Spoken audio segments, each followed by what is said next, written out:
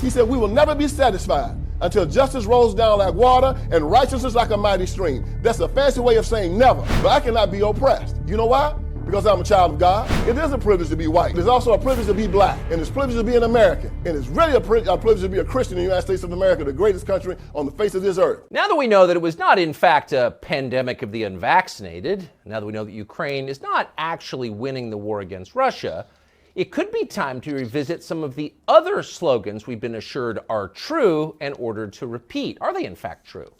Did, for example, a racist white cop actually a man called George Floyd, a civil rights leader, in Minneapolis on Memorial Day of 2020. Now, we've been told that happened, told it relentlessly for more than 3 years. So at this point, we've been told it so much that pretty much everybody seems to believe it. And because everyone does kind of believe it, a small group of people has been allowed to make massive changes to American society. What does this mean for Candace Owens' movie that she made, her documentary where she was exposing the whole thing? What does this mean for that? The greatest lie ever told? Yeah, I remember that joint right there. So if this whole thing is, well, he said it's a lie too, but I guess they're confirming it now. They include, but are not limited to, decriminalizing stealing, defunding the police, adding a new federal holiday to the calendar called Juneteenth, the ceasing of hiring all white men in corporate America, and of course, significantly, they also sent a cop called Derek Chauvin to prison for more than 40 years. He would be the racist white devil who murdered George Floyd. But the question is, did he actually murder George Floyd? And the answer is, well, no, he didn't.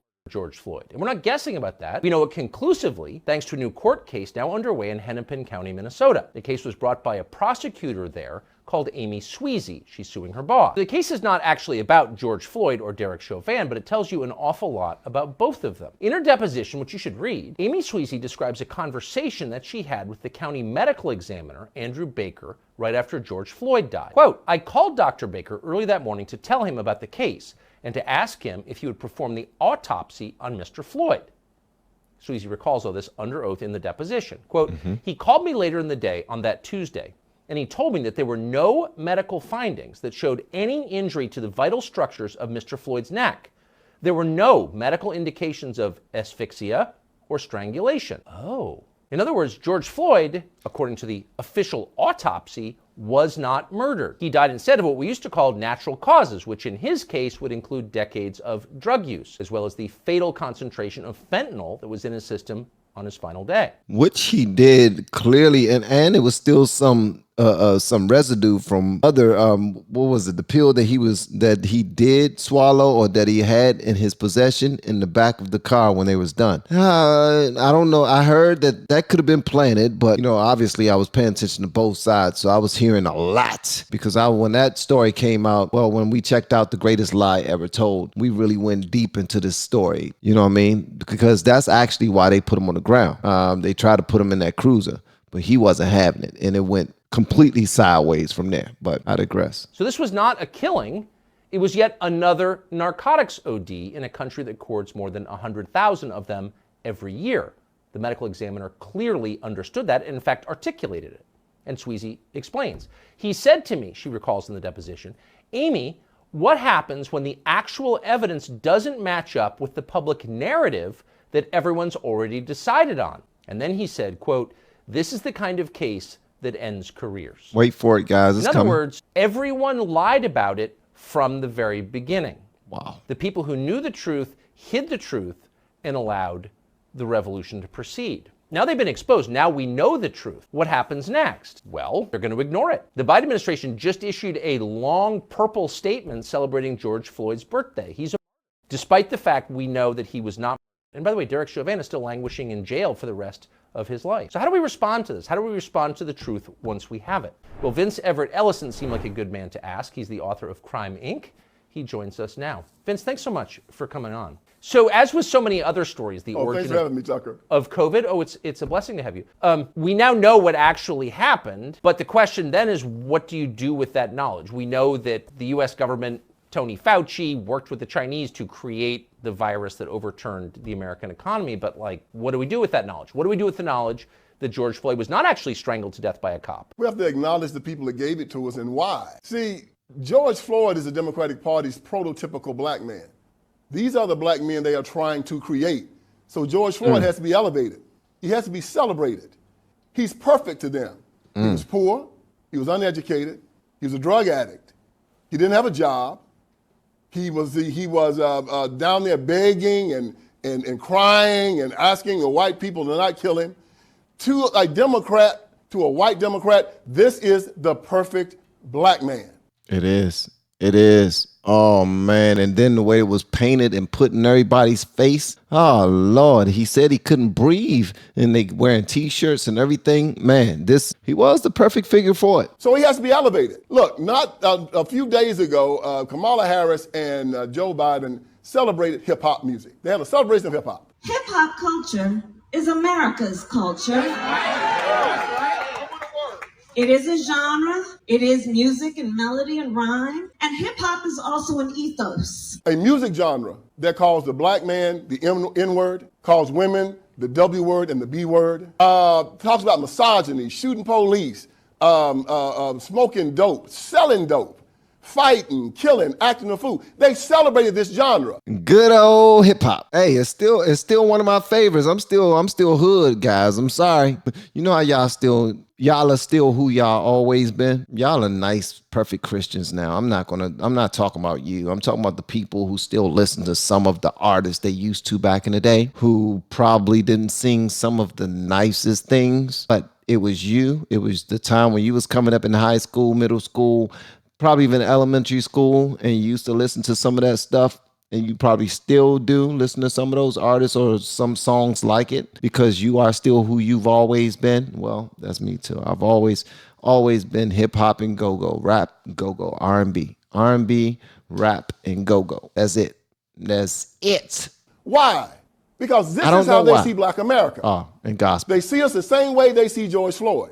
And they have to make more of us because everywhere they rule, John F. Kennedy stood in front of the Berlin Wall in the 60s and said, if you think that communism is great, let them come to Berlin. Well, if you think that the Democratic Party is great, let them come to Detroit. Let them come to Chicago. Let them come to St. Louis. Let them come to LA, Portland, Seattle, Memphis. Anywhere where they rule, you'll see George Floyd's all over the place. And they're proud of them. In Baltimore, Maryland, they spend $21,000 per child for every child up there inside the school district. Not one school is proficient in math, science, or reading. But they keep it going every year. Why? Because they're producing George Floyd. But and George Floyd's vote for the Democrat Party. Wow. This is heavy, man. Hopefully y'all are picking up what he's putting down. Hopefully y'all are taking notes because we're going to have a pop quiz after this. What? So make sure y'all are taking notes because we will have a pop quiz. Okay? Think I'm playing. Don't make me call your parents. But why when most of us, you, me, I think all normal people look at George Floyd's life, you think this is a disaster. This guy never added anything. He took a lot in prison at least 8 times. I mean, his life was a tragedy at best. Why would you want more people like that? Because he votes for the Democrat Party, and then he teaches his children to vote for the Democrat Party. And then these white Democrats can feel superior to him. Yeah. He can be controlled by them. Just like, think about an old slave plantation, talking back in the day, how they wanted their slaves to act. Subservient, obedient, ignorant, doing what he was told. You know what's wild?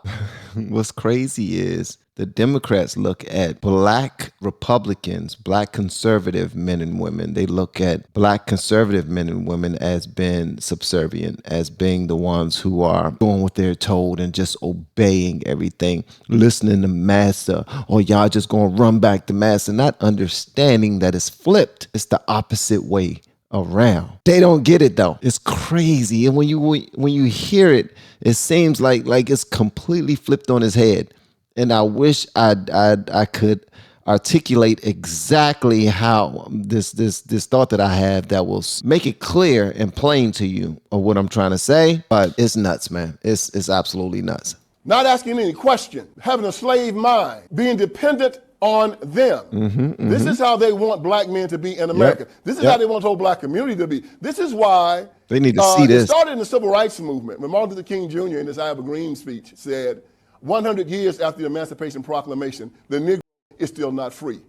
He said 5 times in that speech that we were not free. It turned the Declaration of Independence on its head because in our Declaration of Independence, it said that our freedom was an unalienable right given us by God. John Locke in his second treatise of government said that an unalienable right is a right given from God. It is irrevocable, non-transferable, and unsellable. The government cannot touch it. It supersedes law. It supersedes the Constitution. However, King said that we was coming to government and to the white man for our right to be free.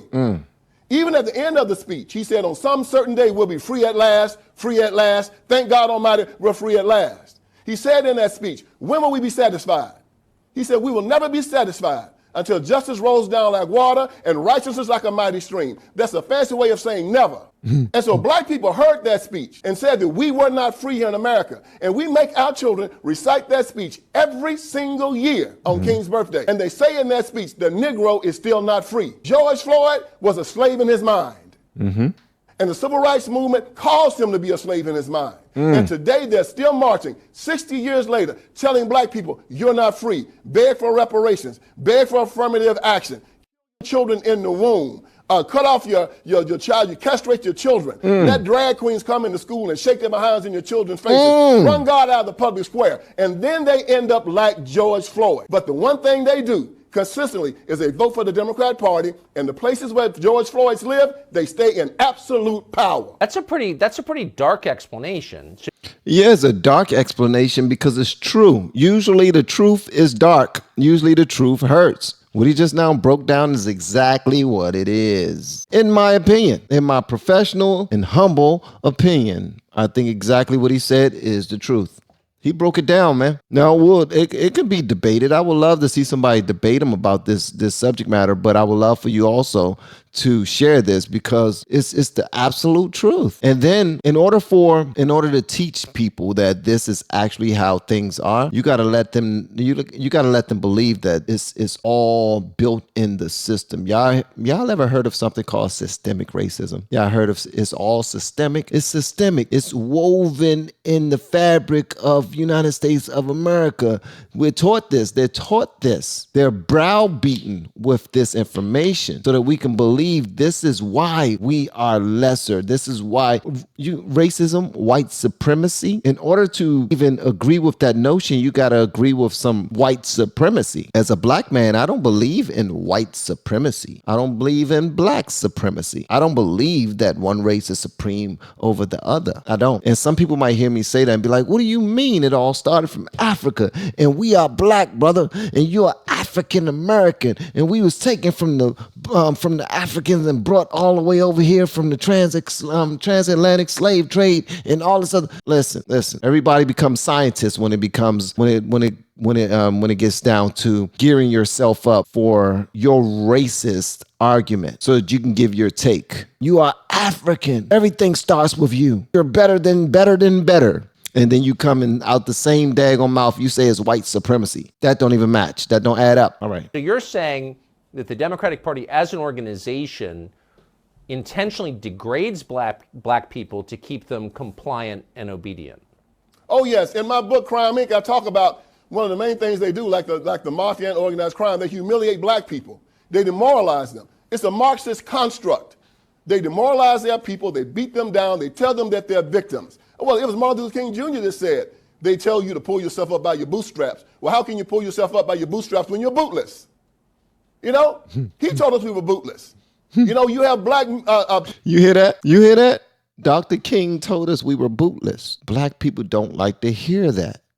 Do not go around no black people, in urban communities anyway, and say anything about pulling yourself up by your bootstraps. Apparently that's like calling them the N-word if you're a white person. If you call them N-word and you're black, then, you know what I mean, that comes off as love, depending on how you say it. You got to know how to say it. You got to have a certain twang on it. Preachers, and you know about my iron triangle, the black preacher, the black politician, the black civil rights worker. They go into the black community. Consistently, you're a victim. You're oppressed. The country hates you. Well, see, I look at them and I say, I'm a black man, but I cannot be oppressed. You know why? Because I'm a child of God. I'm an heir of Jesus Christ. I cannot be a victim. Why? Because I'm an heir of Jesus Christ. I'm a child of God. Go ahead, bro. I cannot be a victim. See, they tell these people to go against their religion and their basic ideology because most black men say they're Christians, right? But then they walk around saying, I'm oppressed. I'm a victim. I'm afraid. 365 times in our Bible, they tell us to fear not. Yet they walk around saying they're afraid in the United States of America. LeBron James said he's afraid. Kareem Abdul-Jabbar says he's afraid. Kaepernick said he's afraid. Well, I'm a black man in America, and I'm not afraid of a damn thing. I don't ask for permission in my own house. America is my home. So as they walk around here crying, talking about, I'm frightened, I'm afraid, I can't make it, please help me, I tell them they stink in my nostrils. They're an affront to God. You stink in my nostrils. Who is this brother? This brother is talking his sugar honey iced tea, let me tell you that much. The flip side of white male intimidation during the civil rights was also black male cowardice. They laid down and let them beat them, slap them around, their wives and their children. Well, no, not me, never me. I'm a free man. I live in the United States of America. It says an honor to be that there's white supremacy and that white people have some type of privilege. Well, as I said before, it is a privilege to be white. It's also a privilege to be black, and it's a privilege to be an American.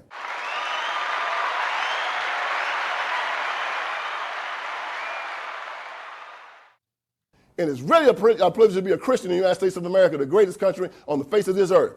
And they're not going to make a George Floyd out of me. I stand up strong. I look them in the eye. And I say, I'm a free man. My freedom comes from God. It's an unalienable right given to me by him. You cannot touch it. And if you try it, I got two things that'll get you off of me. Jesus and my 38. I got two things to get you up off of me. Jesus and my 38. Huh?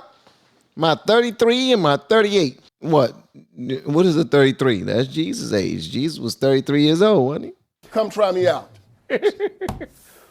So the Democratic Party used BLM as a domestic militia in the last presidential cycle, 2020, to defeat Donald Trump. Do you expect something like that to happen again?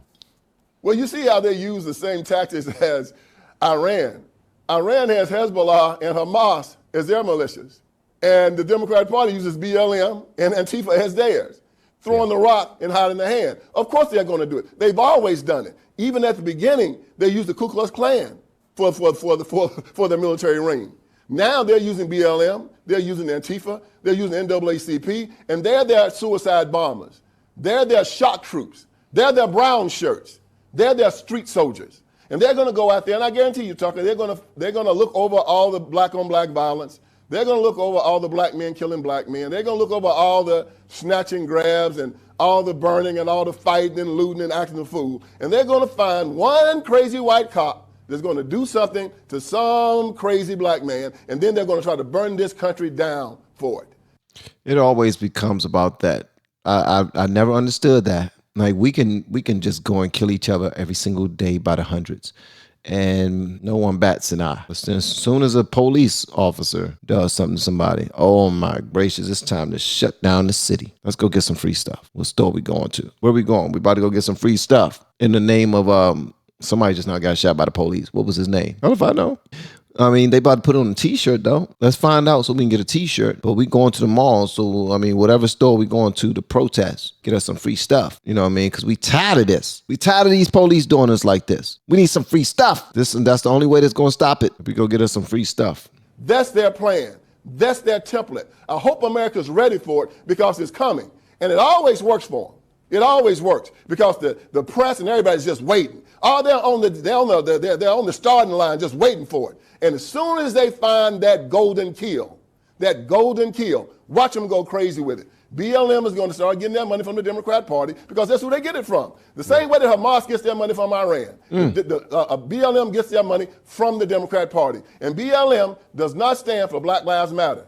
It stands for burn, loot, and murder. Ooh. My man said it stands for burn, loot, and murder. Now, I heard build large mansions, but I never heard burn, loot, and my gracious, bro. This dude is going off. Going off, bro. And that's what we should call him from now on. Vince Everett Ellison is his name.